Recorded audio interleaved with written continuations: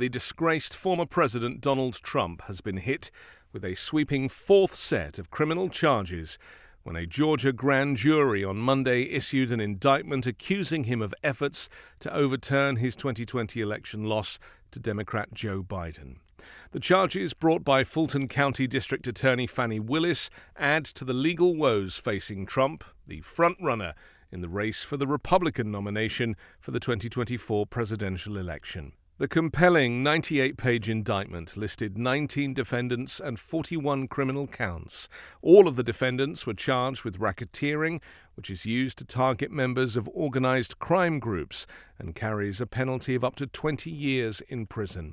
Among the other defendants were Mark Meadows, Donald Trump's former White House chief of staff, America's mayor Rudy Giuliani, and lawyer John Eastman.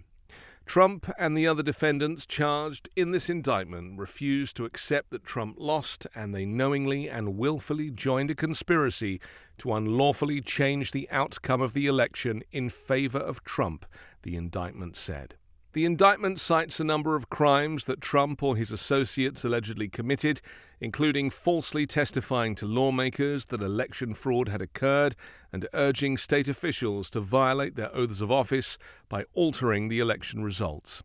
Prosecutors also cited the breach of a voting system in a rural Georgia county and the harassment of an election worker who became the focus of conspiracy theories. It also mentions an alleged scheme to subvert the U.S. electoral process by submitting false slates of electors, people who make up the electoral college that elects the president and vice president.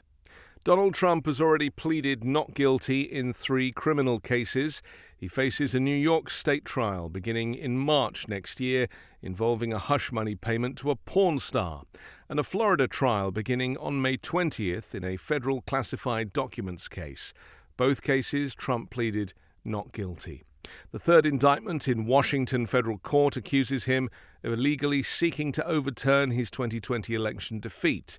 Georgia, once reliably Republican, has emerged as one of a handful of politically competitive states that can determine the outcome of presidential elections.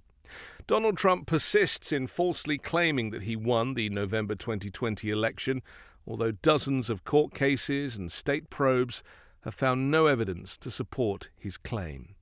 And this evening, as the indictment was unsealed, Donald Trump took to his social media platform Truth Social and started complaining that Joe Biden had not responded appropriately to the devastating fires in Maui, Hawaii.